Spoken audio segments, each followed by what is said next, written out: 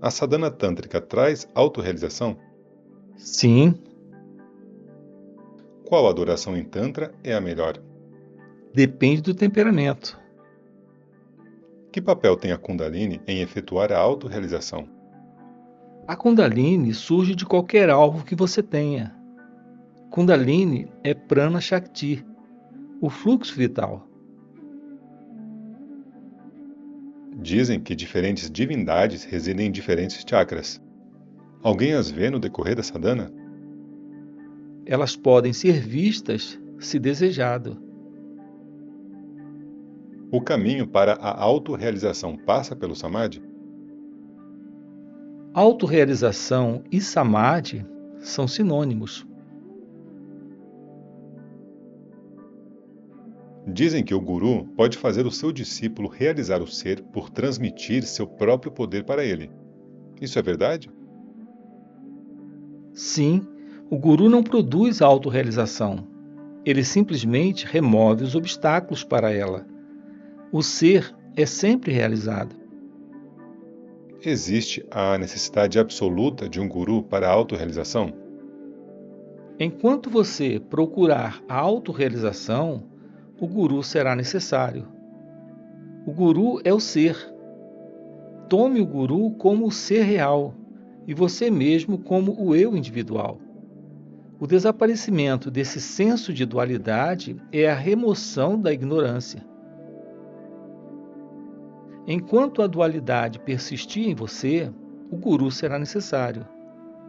Porque você se identifica com o corpo, você pensa no guru, também como algum corpo. Você não é o corpo, nem o guru o é. Você é o ser, e assim é o guru. Esse conhecimento é adquirido pelo que você chama de autorrealização. Como saber se um indivíduo específico é competente para ser um guru? Pela paz mental encontrada em sua presença e pelo senso de respeito que você tem por ele. Se acontecer de um guru se mostrar incompetente, qual será o destino do discípulo que tem fé implícita nele?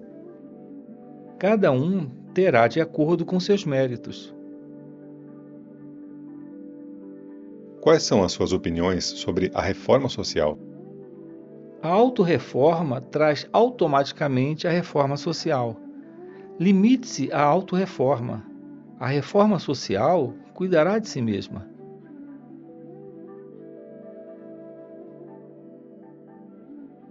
Qual é a sua opinião sobre o movimento de Gandhi para integrar a casta mais baixa na sociedade?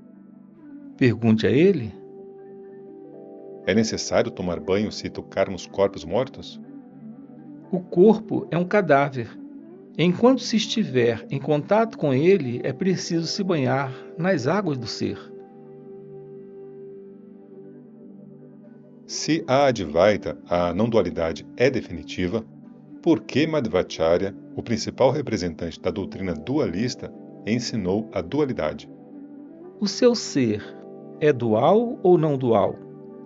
Todos os sistemas concordam com a autorrendição. Alcance isso primeiro, então haverá tempo para julgar a visão de quem está correto ou não.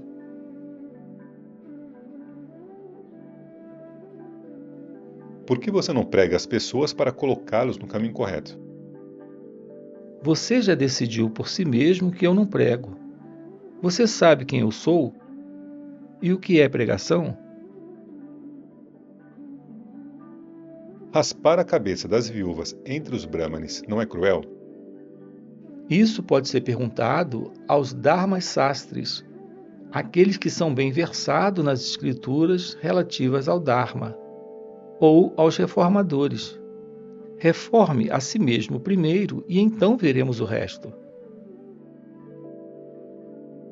Como alguém pode se tornar livre de más influências? Por satsang, a associação com os sábios. No texto Bhajagovidam está escrito: em satsang surge o desapego. O desapego liberta da ilusão. Sem ilusão, há estabilidade. Com estabilidade, advém a libertação. Satsang significa associação com Sat. Sat é apenas o ser. Já que o ser não é agora entendido como Sat, a companhia do sábio que entendeu isso é procurada. Isso é Satsang. A introversão provém. Então Sat é revelado. Para quem é a associação? Para quem são as impurezas ou mais influências? Para o ser, Não, o ser é puro e não é afetado. As impurezas afetam apenas o ego.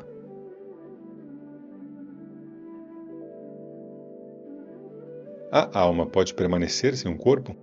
Ela será assim daqui a muito pouco tempo, no sono profundo.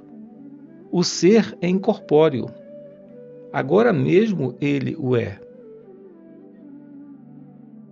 Um sannyasi, aquele que renunciou às posses materiais, pode permanecer no meio do samsara, no meio do ciclo repetitivo de morte e renascimento? Enquanto alguém pensa que é um sannyasi, ele não é. Enquanto alguém não pensa no samsara, ele não é um sansari. Ele não está vinculado pelo nascimento e pela morte. Por outro lado, ele é um sannyasi. Está escrito no Bhagavad Gita: realize o ser com uma inteligência pura e também através do serviço ao guru e pela investigação. Como esses aspectos podem ser reconciliados? Ishvara, guru e o ser são idênticos. Enquanto persistir em você o senso de dualidade, você busca um guru, considerando que ele está separado. No entanto, ele lhe ensina a verdade e você ganha compreensão.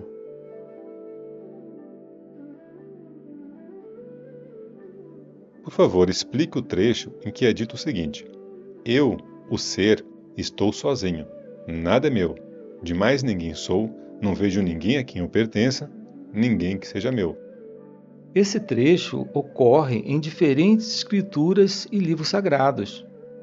Por exemplo, no Bhagavata e no Mahabharata. Também é o lema do capítulo 11, na realização do ser. O ser é apenas um. Os egos são diferentes. Eles estão no único ser. O ser não é afetado pelos egos. Ser é apenas um. Ser é a verdade. Tudo que se segue é destinado a refutar o senso de dualidade. Se o próprio ser é consciente, por que eu não estou ciente dele agora? Não há dualidade. O seu conhecimento atual é devido ao ego e apenas relativo. O conhecimento relativo requer um sujeito e um objeto, ao passo que a consciência do ser é absoluta e não requer nenhum objeto. A lembrança também é similarmente relativa, exigindo um objeto para ser lembrado e um sujeito para lembrar. Quando não há dualidade, quem deve se lembrar de quem? O que acontece com o ego quando o corpo morre? O ego é o pensamento eu. Em sua forma sutil, ele continua a ser um pensamento, enquanto em seu aspecto grosseiro, ele abarca a mente, os sentidos e o corpo. Eles desaparecem no sono profundo, junto com o ego. Todavia, o ser está lá. Da mesma forma, será na morte. O ego não é uma entidade independente do ser, de modo que ele deve ser criado ou destruído por si só. Ele funciona como um instrumento do ser e, periodicamente, deixa de funcionar. Ou seja, ele aparece e desaparece. Isso pode ser considerado como nascimento e morte. O conhecimento relativo pertence à mente e não ao ser. Ele é, portanto, ilusório e não permanente. Pegue um cientista, por exemplo. ele formula uma teoria de que a Terra é redonda e prossegue para provar isso e estabelecê-la de forma incontestável. Quando ele adormece, toda a ideia desaparece. A sua mente é deixada em branco. O que importa se o mundo permanece redondo ou plano quando ele está dormindo?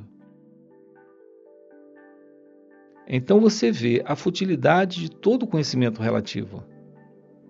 Deve-se ir além desse conhecimento relativo e permanecer no ser. O conhecimento real é essa experiência e não a percepção pela mente.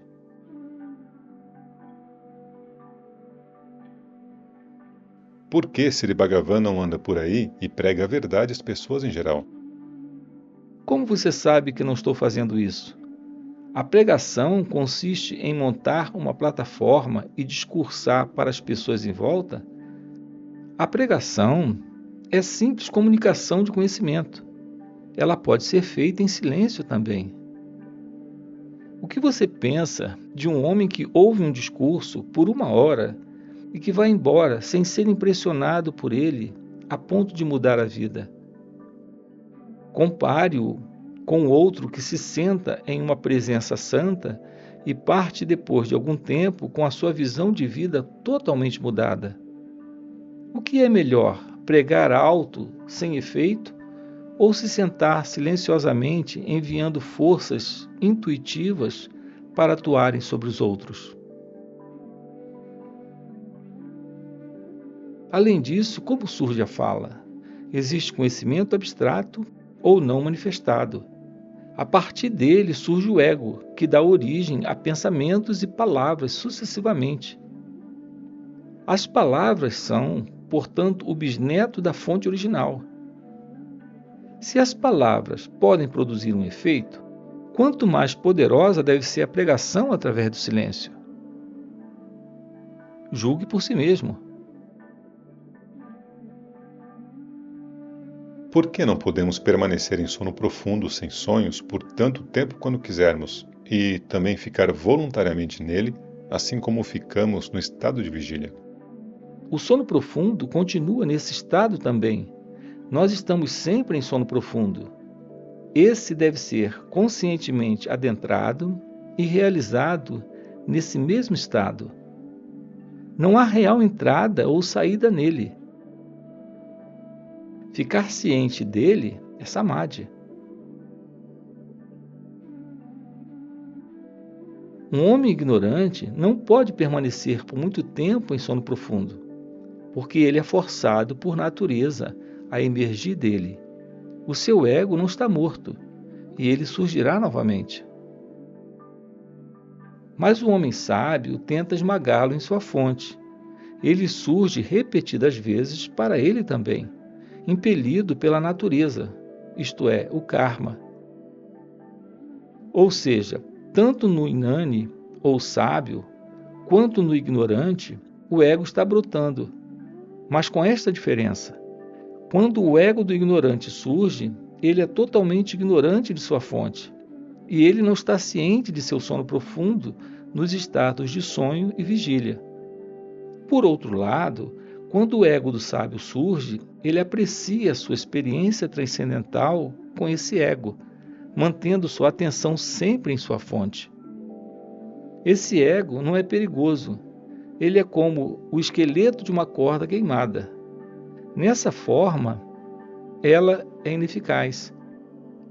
Ao mantermos constantemente a atenção na fonte do ego, ele é dissolvido nela, como um boneco de sal no oceano. Sri Ramakrishna diz que o Nirvikalpa Samadhi não pode durar mais do que 21 dias. Se persistir nele, a pessoa morre. É assim? Quando o parabdha karma se esgota, o ego é completamente dissolvido, sem deixar nenhum vestígio para trás. Isso é libertação final. A menos que o parabdha esteja totalmente esgotado, o ego estará surgindo em sua forma pura, mesmo nos iluminados. Eu ainda duvido da declaração da duração máxima de 21 dias. Dizem que as pessoas não podem viver se elas jejuarem por 30 ou 40 dias. Mas há aqueles que jejuaram mais tempo, por exemplo, 100 dias. Isso significa que ainda existe o Prarabdha Karma para eles.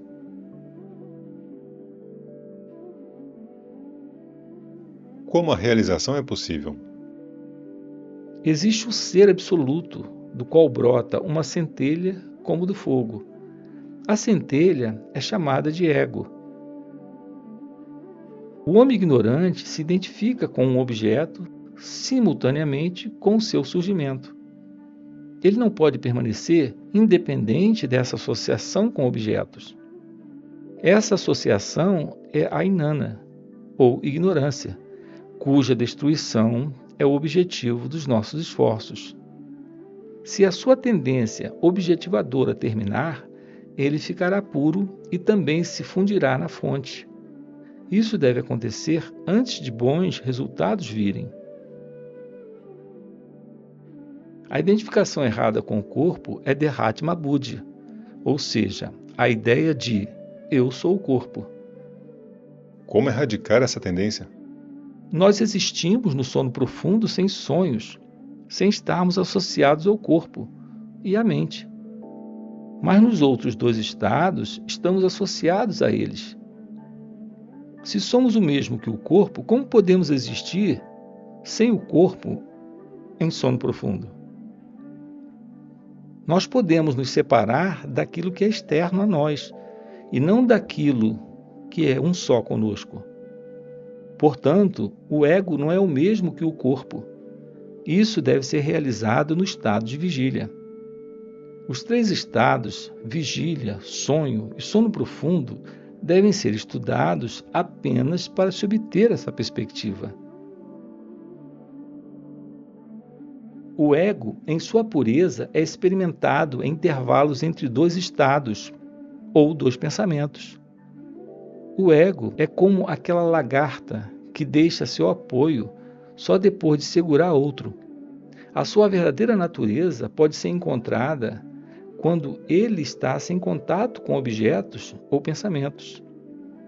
Realize esse intervalo com a convicção obtida pelo estudo dos três estados de consciência. O que é o dormir e o acordar? Ao cair da noite, a galinha cacareja e os pintinhos vão e se escondem sob as asas dela.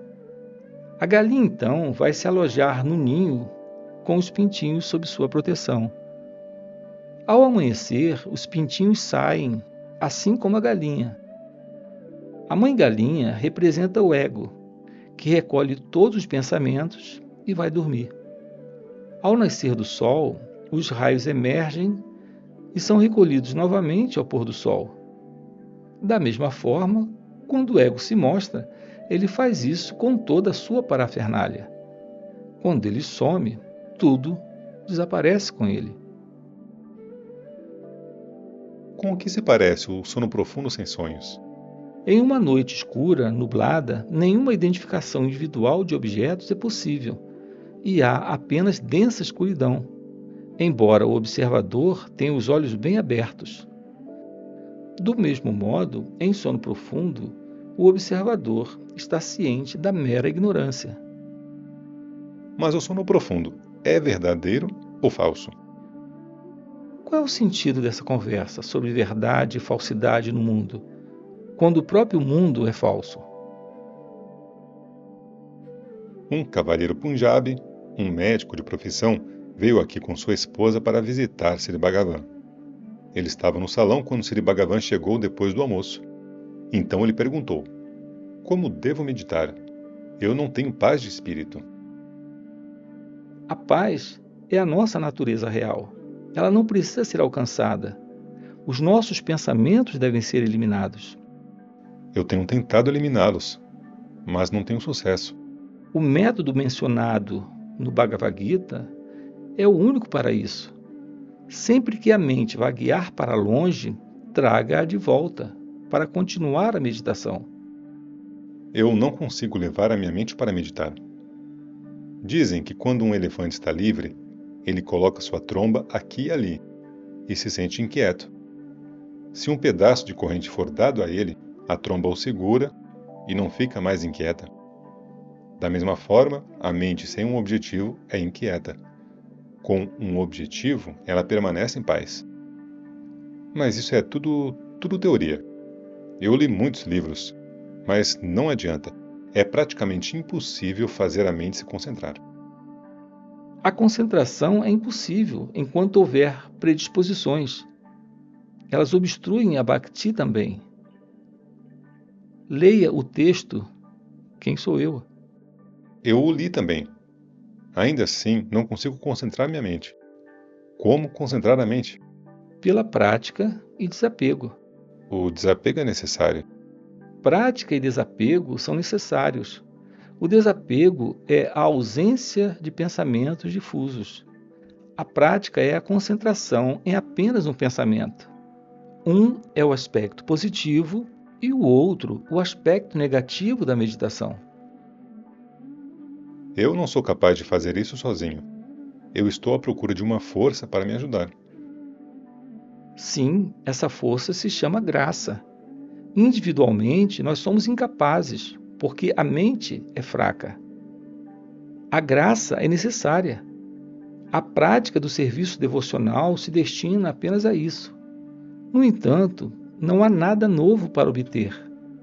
Assim como o homem fraco fica sob o controle de um mais forte, a mente fraca de um homem fica sob controle facilmente na presença dos sadhus de mente forte. O que é apenas graça, não há nada mais. Eu peço as suas bênçãos para o meu bem. Sim.